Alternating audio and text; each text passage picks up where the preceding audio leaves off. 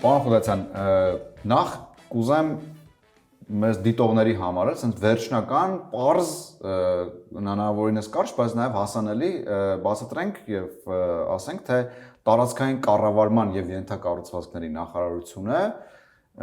ինչի մասին է, այսինքն ինչ ոլորտներ են իրան ենթարկվում։ Տարածքային կառավարման եւ ենթակառուցվածքների նախարարությունը իրականացնում է Հայաստանի Հանրապետության տարածքային կառավարումը մարզպետների աշխատակազմերի միջոցով, նաև որոշակի գործառույթներ կա համայնքների հետ կապված, մասնավորապես համայնքային ենթակառուցվածքների զարգացման ուղղված սուբվենցիոն ծրագրերի համաֆինանսավորման մասով պետության ներկայացուցիչն է, նաև համակարգում է Հայաստանի Հանրապետության ամբողջ ենթակառուցվածքները, ներառյալ ընդերքը, ջրային ռեսուրսները, տրանսպորտը,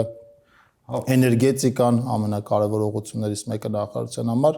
մեծ բազմապրոֆիլ նախարարություն, որի համակարգման ոլորտներին է վերաբերում Հայաստանի Հանրապետության փողոցներում հանդիպող գրեթե ամեն ինչ։ Հա, որովհետև օրինակ ես էլ անձամբ այդքան մեծ պատկերացում չունեի, ես պատկերացնում եմ տարածքներ եւ այլն եւ ենթակառուցվածքներ, բայց նաեւ ձեր աշխատասենյակից հասկացա մեր նախնական զրույցում, օրինակ ես չէի սպասում, որ տրանսպորտը ամբողջ, սկսած ինքնաթիռներից վերջացրած ավտոբուսներով, նաև, այսպես ասած, ձեր ենթակայության ներքո է։ Դրա համար էլ նաև այս մակետները այստեղ դրած են։ Իհարկե, այս հատվածում կարող է լինել մի քանի տասնյակ օդանավեր, հաշվի առնելով, որ Հայաստանից մի քանի տասնյակ օդանավեր ուղևորություն են իրականացնում, տարբեր թռիչքներ են իրականացնում տարբեր ուղղություններով, բայց այստեղ որոշակի տրամաբանություն կա, ներկայացված են հայկական ավիաընկերությունները, մյուս կողմում հիմնականում երկաթուղու ենթակառուցվածքների եւ նաեւ Հայաստանի որոշ հատվածներում շահագործող տրանսպորտային մոդելներ կարելի է տեսնել, այնտեղ փոքր կտոր ունենք նաեւ ընդերքի մասով, այնպես որ կարծես թե ամբողջ այս մասում ինչ որ էներգետիկ ենթակառուցվածքներ չունենք, փոքր արևային կայաններ եւ կուտակիչ կայաններ դեռ չունենք, չնայած լավ միտք է, կարծում եմ կարող է փոքր հիմնականում այդ ուղղություններն են։ Եվ կապված ձեր աշխատասենյակի հետ, ունեք ինչ-որ հատուկ սովորություն, որ եկեք աշխատանքի առաջինը դա եք անում։ Եկա աշխատանքի առաջինը սուրճ եմ խմում, հատուկ սովորություն չկա, բայց եթե կարելի է դա սովորություն առանձնացնել որպես, դա փորձում առավոտյան վաղ գալ աշխատանքի, հնարավորինս շուտ, արմավիրից եմ գալիս ամեն օր աշխատանքի, իհարկե խցանումների հետ կապված են ամբողջ խցանումների ցանցի միջով եմ անցնում, որոնք անցնում են Հայաստանի Հանրապետության շատ քաղաքացիներ, բայց փորձում այդ խցանումներն էլ հաշվի առնելով ինչքան նաև շուտ ներկանալ աշխատանքի։ Իդեպ խցանումները նաև այսպես մի քիչ պատկերավոր ասենք ձեր նախարարության պատճառով են, կարա ձեր նախարարությանը մեղադրել խցանումների։ Հիմա այս օրերին Իսակովի պողոտայում մեր նախարարության պատվերով իրականացվում է Իսակովի պողոտայի շինարարությունը, օրինակ եթե այդ կտորի պատճառով խցանումներ կա, այո, դրա մեղավորը մենք ենք։ Այո, որ դուք այդ խցանման մեջ կանգնած եք, որը նաև ինչ-որ այսպես ասած ձեր պատճառով է, ինչ զգացողություններ են ձեր մոտ։ Ոչ մի մեղադրելու զգացողություն չունեմ, խորհուրդ եմ տալիս քաղաքացիներն էլ այդ չմեղադրեն, տեսեք ենթակառուցվածքների վիճակի բարելավումը շարունակական process է եւ այն մշտական շինարարություն ենթադրող process է, հետեւաբար որոշակի դժվարություններ եւ անհարմարություններ այս բերումով պատճառում են քաղաքացիներին, բայց դրանք ընդհանրապես օրերի որոշ դեպքում 1-2 ամսվա դժվարություններ են, իսկ դրանից հետո մենք պատրաստում ենք այնպիսի ենթակառուցվածքներ, որոնց շահագործման կյանքը հույս ունենք տասնամյակներ կտևի։ Արմավիրի մասին դեռ կզրուցենք անպայման, այստեղ մենք նաև հուշանվերների, ասես ցուցա փեղկի, եթե կարելի ասել, մոտ ենք, տարբեր հուշանվերներ կան, դուք ասացիք նախապես, որ այստեղից կառանձնացրիք ժամացույցը, ինչի հենց այդ ժամացույցը։ Ժամացույցին ինձ նվիրել է Նամբուրգի քաղաքապետը, երբ որ Արմավիրի հետ համագործակցության հուշագիր ենք որպես քաղաքապետ ստորագրել, նաև կառանձնացների գրիչների հավաքածու, տարբեր գործընկերների նվիրած գրիչներ են, մի մասը ստացել եմ այստեղ նախարարությունում, մյուս մասը ստացել եմ Արմավիրի քաղաքապետարանում, մարզպետի աշխատակազմում եւ դրանց մի մասը հետս բերել եմ նաև այստեղ։ Այլ առանձին հուշանվերներ կարծես թե չկան, տարբեր աշխատավայրերի հուշանվերներ են, հիմնականում դրանք են։ Բերել եք ձեզ հետ այստեղ որպեսի ինչ-որ որպես դեկորացիայի մաս, ինչու տանը չեն այս հուշանվերները ձեր սենյակում։ Չէ, կարծում աշխատանքային հուշանվերների տեղը աշխատասենյակն է։ Իհարկե որոշ հուշանվերներ կան, որոնք նախորդ աշխատատեղերից չեն բերել այստեղ, բայց հիմնական մասը, փոքր մասը այստեղ ներկայացված է։ Եղել է որ հուշանվեր ստանաք ու ասեք ինչ անեմ ես սրա հետ։ Եղել են բազմաթիվ հուշանվերներ, որ ստացել հայտարարել եւ փոխանցել ենք պետական գույքի կառավարման կոմիտեին, որովհետեւ լավ չկարքերով, ոչ, որովհետեւ ինքը թույլատրելի ուրեմն արժեքային սահմանը գերազանցել է եւ այստեղ հիմնականում այն հուշանվերներն են, որոնք ավելի էժան ֆինանսական արժեք ունեն, բայց խոսքը ֆինանսական արժեքի մասն է, որտեղ բազմաթիվ հուշանվերների հետ կապված շատ հետաքրքիր հուշեր կան իրականում, տարբեր երկրներ ճամփորդելուց նաեւ այստեղ նվեր ստացած հուշանվերներ կան, այստեղ Լիտվայի էլի Վիսագինես քաղաքից, էլի նույն տրամաբանության մեջ Հայաստանի քաղաքներից ունենք հուշանվերներ ստացած, ընդհանուր առմամբ դրանք են ցանկ ավելի մեծ կլիներ, եթե հայտարարագրման պարտադիր պահանջը չլիներ։ Հասկացա։ Ձեր աշխատասենյակը բավականին մեծ է։ Ինչը չեք սիրում ձեր աշխատասենյակում, ինչը կուզեիք փոխել կամ արդեն նախատեսել եք փոխելու համար։ Չէ, փոփոխություններ չեմ նախատեսել, ինքը հիմնականում լուսավոր աշխատասենյակ է, այս միջավայրում հարմար է աշխատել, այստեղ որոշակի աշխատանքային քննարկումներ են կանում, իսկ ավելի մեծ քննարկումները երկու դահլիճ ունի նախարարությունը, մեկը առաջին հարկում ուրեմն բավական մեծ դահլիճ է, մենք այնտեղ հիմնականում ընդլայնված կազմով քննարկումներ ենք անում, միջազգային հյուրերի ենք ընդունում, այստեղ երբեմն աշխատանքային քննարկումներ ենք իրականացնում փոքր կազմի հետ կամ դիվանագիտական ներկայացուցիչներին տարբեր երկրների դեսպանների են աշխատասենյակում ընդունում։ Ձեր ամենասիրած զբաղմունքը երբ այստեղ եք, բայց այդ բանին չեք աշխատում, չկա 15 րոպե ազատ եք։ Դե երբեմն երաժշտություն եմ լսում, բայց դա շատ կարճ է տևում, որովհետև մեր մոտ սովորաբար քիչ է լինում ազատ ժամանակ, նաև այն օրերին, որտեղ հնարավոր է պլանավորել որոշակի ազատ ժամանակ, ես այդ օրերին մարզային այցեր եմ պլանավորում, այս շաբաթ էլ 2-3 այդպիսի մարզային այց ունենք պլանավորած եւ փորձում եմ այն կարճ ժամանակը, որը հնարավոր է աշխատասենյակից կտրվել, անպայման օգտագործել մարզում, այդ առումով տարածքային կառավարման եւ ենթակառուցվածքների նախարարի աշխատանքը ըստ իս պիտի ավելի շատ համայնքներում եւ մարզերում լինի, քան բուն աշխատասենյակում, ցնած ցավոք սրտի չեմ կարողանում մարզերին տրամադրել այնքան ժամանակ, ինչքան կցանկանայի, որտեղ աշխատասենյակում առաջացող գործերը երբեմն կլանում են եւ մենք ստիպված ենք լինում օրվա մեծ մասը անցկացնել աշխատասենյակում։ Ինչ եք լսել վերջին անգամ այդ ազատ ժամանակի երաժշտություն։ Վերջին անգամ այսօր Արթուր Մեշչյան եմ լսել, շատ հաճախ եմ լսում մեքենայի մեջ էլ։ Մեշչյան։ Այստեղ էլ, այո։ Հին սովորությունը երևի պատանեկան տարիներից տեղափոխված իմ playlist-ի հիմնական մասը Մեշչյան, բայց խառը երաժշտություն եմ լսում առհասարակ, կարող է զարմանք առաջացնել, թե օրինակ Մեշչյան լսելուց հետո ոնց կարելի է անցնել հայկական այսպես ռաբիս երաժշտությանը, բայց երբեմն նաև այդպես երաժշտություն եմ լսում։ Հասկացա։ Ես առաջարկում նաև տեղափոխվենք ձեր այս անկյունում մի քիչ զրուցենք, կամ էլ նստենք, ահագին կանգնեցինք շատ լավ։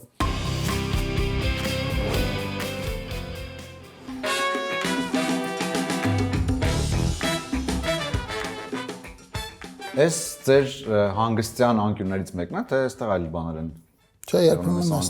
երբեմն այստեղ փոքր քննարկումներ են անում, հիմնականում նախարարի տեղակալների հետ կամ սուրճ եմ խմում։ Ինչ որ բան կա, որ պաշտոնում լինեք, ինչ աշխատասենյակում լինեք, պետքա ձեր հետ լինի։ Չէ, այդպիսի աշխատանքային պարագաներն են հիմնականում, համակարգիչը, բայց այդպիսի նախասիրություն էլ չունեմ ինչ որ կոնկրետ նույն համակարգչով աշխատել եւ այլն, չէ, ընդհանուր առմամբ այն է ինչ որ այդ բային աշխատասենյակում կա, հարմարվում եմ, այս աշխատասենյակում էլ հիմնական աշխատանքային պարագաները այդ թվում կայքը ամբողջությամբ վերանորոգում է, ոչինչ չի փոխվել։ Մի քանի տարվա պատմություն ունի արդեն։ Այնտեղ առաջի հայացքից չերևացող դուռ կա, մի քիչ թաքնված, որը տանում է դեպի ձեր հանգստի սենյակ։ Եվ մենք հանգստի սենյակում տեսանք Յուվենտուսի մարզաշապիկ ստորագրություններով։ Ինչի է ինքը այնտեղ եւ այդ ինչ ստորագրություններ ու մարզաշապի կա։ Եթե անկեղծ ասեմ, հանգստի սենյակ ասելը այսպիսի աշխատասենյակների համար ճոխություն է, երբեմն այնտեղ ուղղակի ընդմիջում անելու կամ հարդարվելու, կոստյումը ուղղելու, փողկապ կապելու համար անհրաժեշտ տեղ է։ Այո, այնտեղ կա Յուվենտուսի մարզաշապիկ, ընդհանուր առմամբ ֆուտբոլային ատրիբուտները եւ ֆուտբոլը իմ հոբին է եւ իմ տարերքը։ Իհարկե Յուվենտուսի երկրպագու չեմ որպես այդպեսին, բայց Հայաստանում Յուվենտուսի ակադեմիայի հիմնարկեքի առիթով եմ նվեր ստացել։ Մեր նախարարությունը այնտեղ որոշակի գործառույթներ իրականացնում եւ օգնում էր ակադեմիան հիմնող գործընկերներին։ Իրանց եմ նվեր ստացել, չնայած տանը այլ մարզաշապիկներ եւս ունեմ, հավաքածու ունեմ, կարելի ասել։ Որն այդ հավաքածու են ամենա շապիկը։ Հավաքածուի զարդը թերևս Հայաստանի հավաքականի մարզաշապիկն է, որի վրա Լիտվայի հետ խաղից հետո ստորագրել են Հայաստանի հավաքականի ամբողջ կազմը, բայց եթե աստղային մակարդակով ասեմ, ապա Paris Saint-Germain-ի մարզահագուստ ունեմ անվանական ստորագրած Լիոնել Մեսսիի կողմից եւ նվիրված ինձ, իհարկե էլի հավաքածուներ կան աշխարհի չեմպիոն Կևին Գրոսկրոյցի Ստորագրության մարզաշապիկը Բորուսիա Դորտմունդից Ադեյամիի մարզաշապիկը ընդհանուր ունեմ մեծ հավաքածու, հիմնական մասը նաև անվանական ինձ ստորագրված եւ ուղարկված մարզաշապիկներ են, հիմնականում նվերներ են ընկերների կողմից, ովքեր գիտեն, որ այդպիսի նախասիրություն, սպորտային նախասիրություն, ֆուտբոլային նախասիրությունն է։ Մեսսին ո՞նց եք հաջողացրել։ Մեսսին ինձ նվիրել է Արմավիրցի մի ընկեր,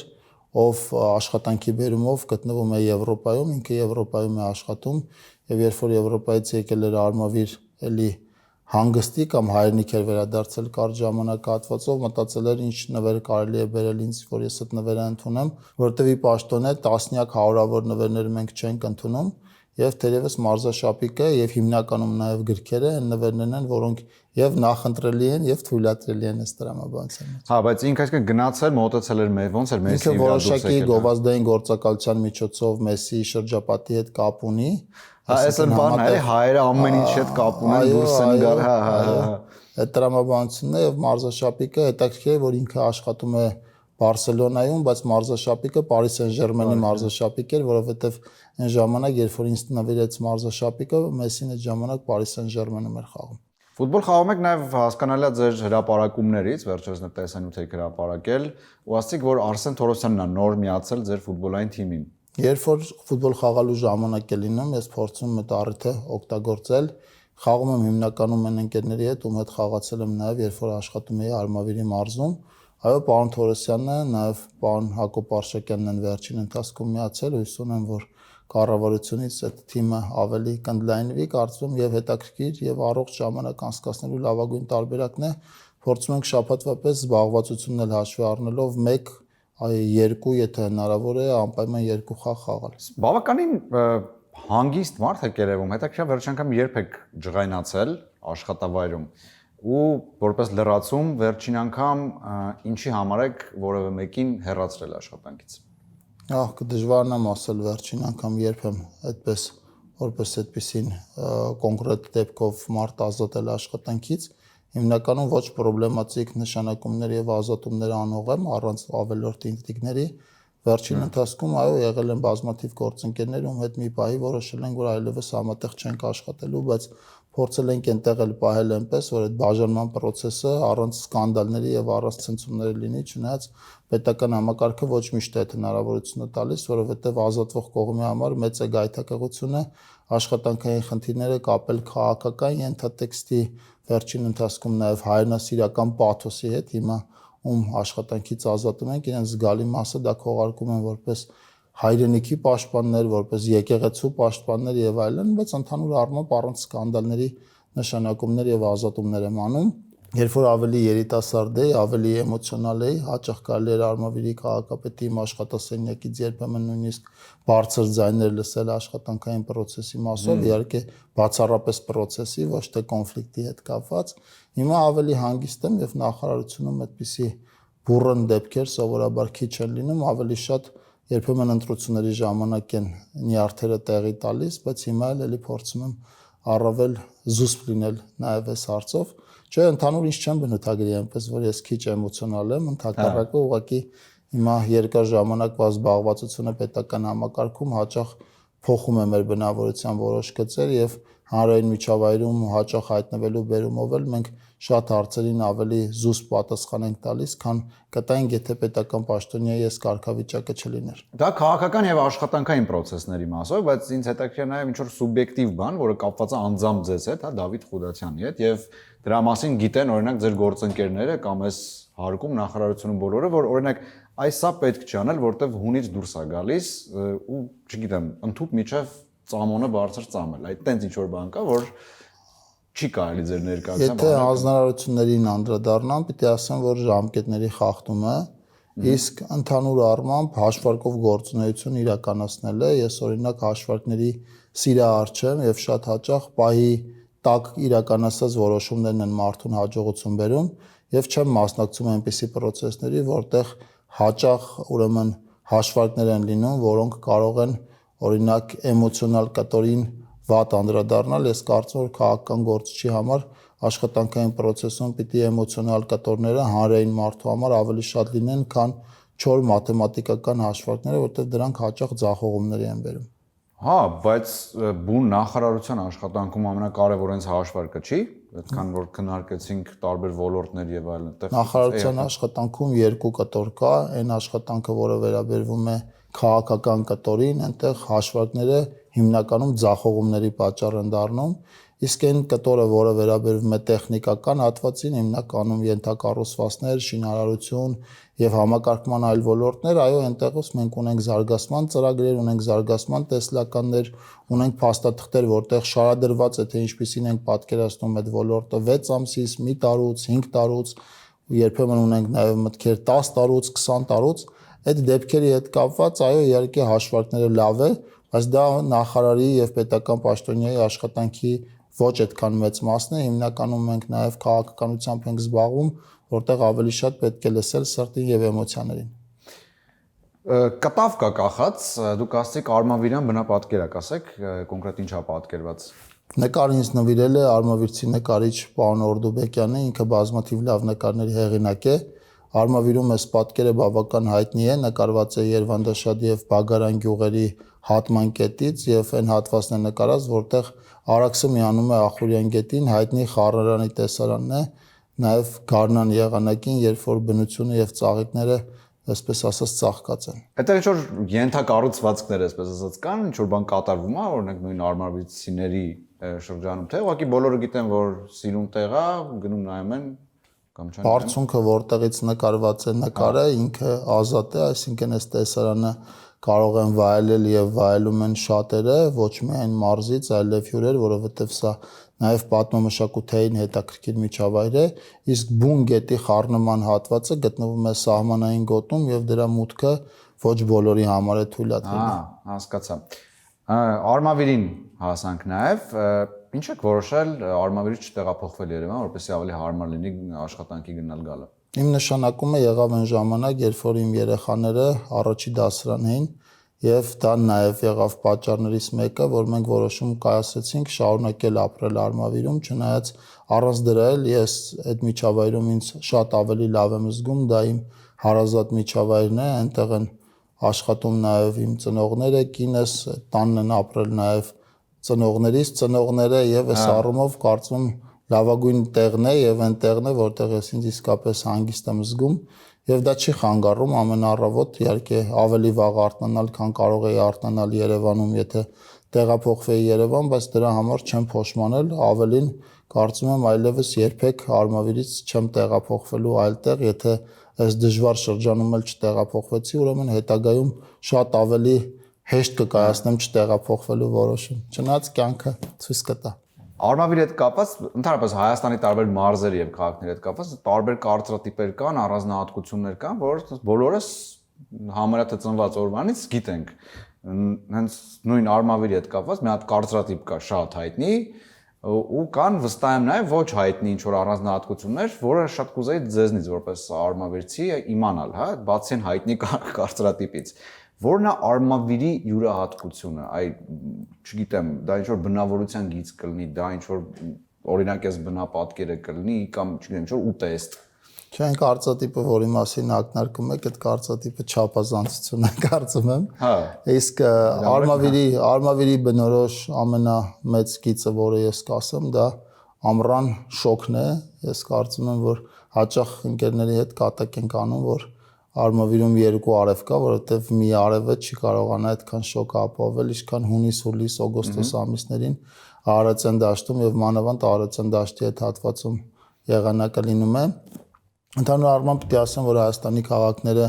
ինչքան էլ քաղաքացիները ուզեն շատ մեծ տարբերակումներ դնել, քիչ են տարբերվում իրարից, որովհետև ընդհանուր առմամբ բնակչությունը նույն տրամաբանության մեջ է ապրում եւ այդ ենթակառուցվածքների զգալի մասը նույն տարիներին կառուցված, որոշները խորհրդային միության տարիներին կառուցված ենթակառուցվածքներ են եւ նույնիսկ ենթակառուցվածքների վիճակով հնարավոր չի քաղաքների մեջ մեծ առանձնահատկություններ, տարբերություններ դնել, չնայած կան դեպքեր, երբ որ երկու հարևան գյուղեր իրար հետ կարող են ժամերով վիճել, թե այդ գյուղերը ինչքան են տարբերվում իրարից, իսկ իրականության մեջ նույնիսկ դժվար է պատկերացնել, թե որ կետում է ավարտվում այս գյուղը եւ որ կետում է սկսվում մյուս գյուղը, դա եւս հայաստանյան սովորություն է, երբ որ խոսել են մասին, թե ինչքան են մարդիկ տարբերվում իրարից, այնինչ բնակավայրերը իրարից շատ քիչ են տարբերվում։ Տարբերվել նկատի ունեմ, որ այդպես վեճային ինչ որ բան լինի, հա, մենք 180 աստիճան տարբեր ենք, բայց դե ամեն դեպքում, չգիտեմ, կա շրջան, որը պայմանավորված, չգիտեմ, բնությունով կամ ինչ որ մշակութային առանձնահատկություններով եկել հասել է մեր օրը եւ ունի այդ նյուանսները, չգիտեմ, դա կլինի խոհանոցի տեսքով, դա կլինի կենցաղի տեսքով։ Ես այդ տեսանկյունից նշեցիք շատ շոկ է եւ կլիման էլ է, չէ՞, մարդու կայացման վրա ազդում, օրինակ, հա, ասենք այն քաղաքներում, որտեղ արև քիչ է, միշտ մառախուղա կամ, չգիտեմ, անձրև է, ասում են ավելի դեպրեսիվ են լինում մարդիկ։ Այդ ձեզ վրա արմավիրը կայացման մեջ զգում եք, որ ինչ որ ձևով ազդել է, այսինքն եթե դուք արմավիրից չլինեք, չէիք ունենա, այսինչ գիծը կամ այսինչ առանձնահատկություն։ Այդպիսի առանձնահատկություն կդժվարանամ ասել, բայց վստահաբար ես իմ կյանքի զգալի մասը ապրել եմ արմավիրում եւ հետեւաբար այդ միջավայրը մեծ առումով ազդեցություն թողած կլինի, բայց հիմա կդժվարանամ ասել, որտեվ ես ինձ այսպեսին եմ տեսել այն ժամանակներից, երբ որ կարող էի իմ մասին պատկերացում ունենալ եւ դրանով պայմանավորված կդժվարանամ ասել, եթե անդրադառնամ արմավիրի ժողովուրդը աշխատասեր ժողովուրդ է, որովհետեւ բնությունը տալիս է հնարավորություն հող մշակելով ընտանիք պահելու եւ արմավիրցիները այդպես էլ անում են։ Եվ կապված ձեր տարբեր աշխատանքների հետ, քաղաքապետ, մարզպետ, հիմա նախարար, ունեք այսպես մի գործունեության տեսակ կամ պաշտոն, որը ասում եք այ երբ որ դրան հասնեմ վերջ։ Չէ, քաղաքականության մեջ այդպիսի պաշտոն եւ այդպիսի կարգավիճակ չկա։ Ես նախարար եմ նշանակվել հանրապետության վարչապետի եւ քաղաքական թիմի որոշման արդյունքում,